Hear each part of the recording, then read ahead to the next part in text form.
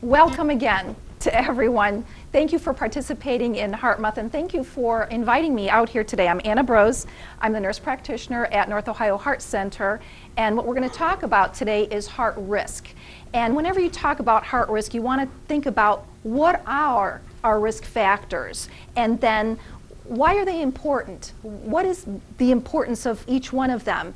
And then beyond that, what can we do about them? How can we address them, and then think about things of how we can reduce our heart risk.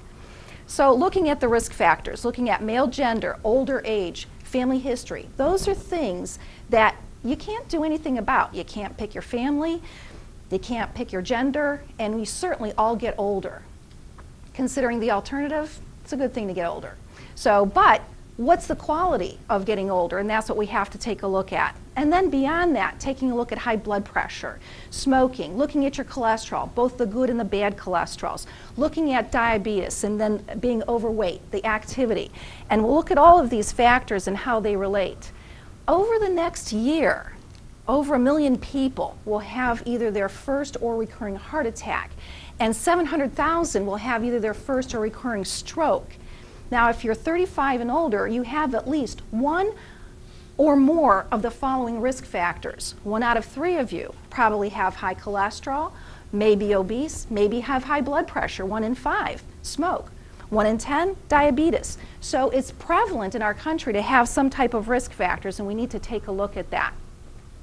I want to point in this graph to just the first couple columns here, both A's here. That's cardiovascular disease in males and females in terms of the causes of death. It far outranks any of the other diseases that are mentioned on the graph, including cancer, respiratory diseases, etc. And that's an important factor because we're dealing with the #1 killer in our country. And looking at the direct costs, that's even more important because this is an expensive disease. Again, cardiovascular disease. We're talking about billions of dollars in the cost of taking care of someone with heart-related problems. $324 billion of dollars. Again, far outranking anything else. Neoplasms are way down here, which are the cancers. So we have to take a look at why are we looking at heart disease as being so important?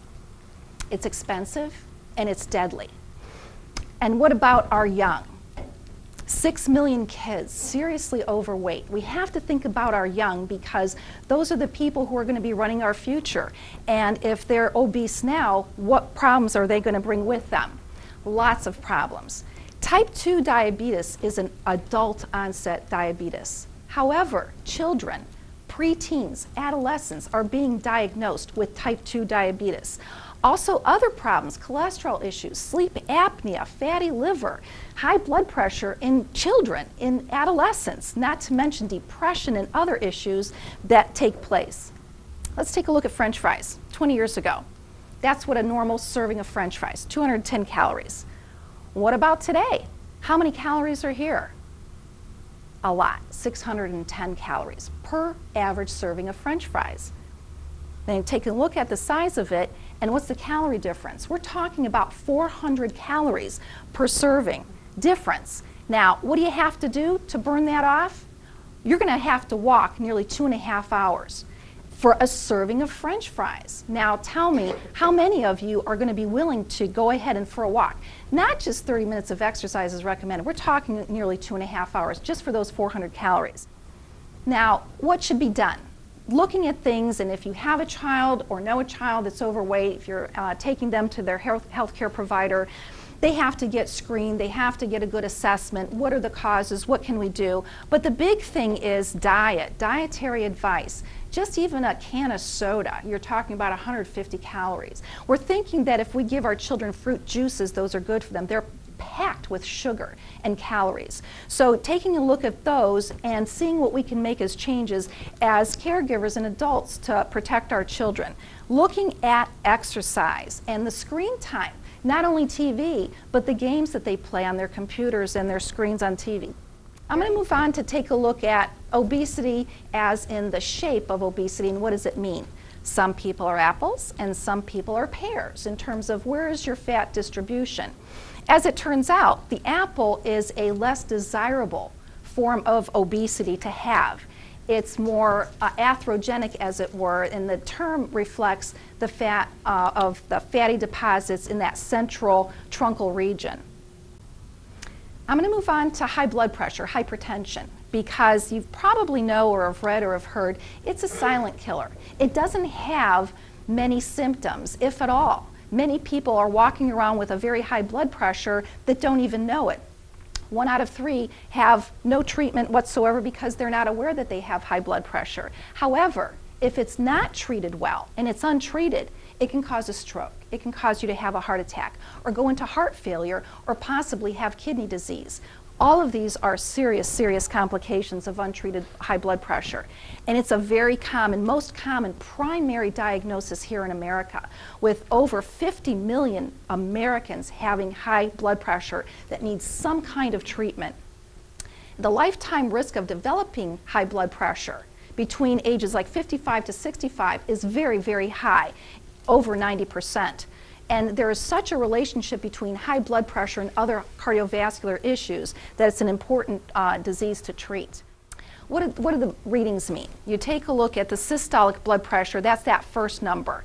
That's the heart squeezing the blood out. And you take a look at that bottom number, diastolic blood pressure, that's the heart relaxing. So that's what the two numbers mean. And what do the numbers mean? Where are we looking at? What do we want as a good number? Normal is below 120 on top, 80 on the bottom. Already pre-hypertension if you're in that fuzzy range of 120 to 139. And people used to think that that was normal, and it's not. And then the bottom number between 80 to 89. And again, high, over 140, over 90, that's considered high blood pressure. Taking a look further then, beyond high blood pressure, is coronary disease, heart disease. And what is it? It's a change in that blood vessel of the heart. There's your heart and there's the artery supplying the heart.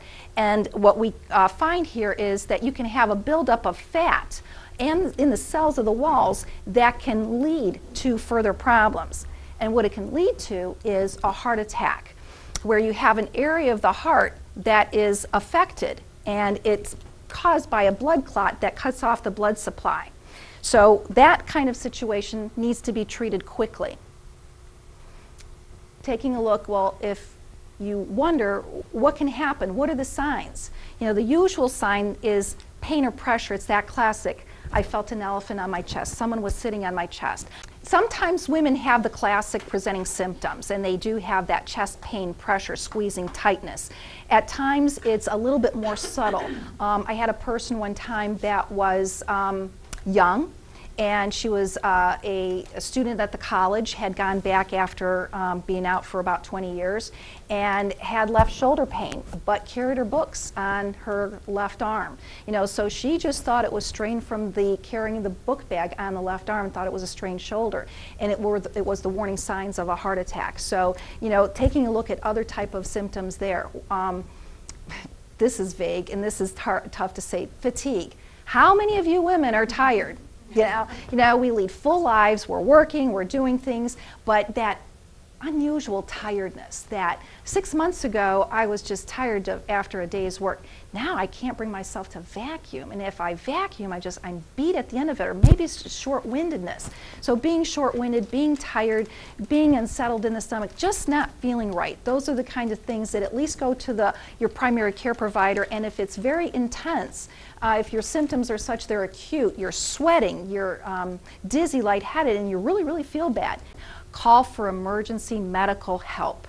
Don't try to drive yourself to the hospital or have the loved one take the burden of driving you to the hospital. Call for medical help if anyone has these type of symptoms.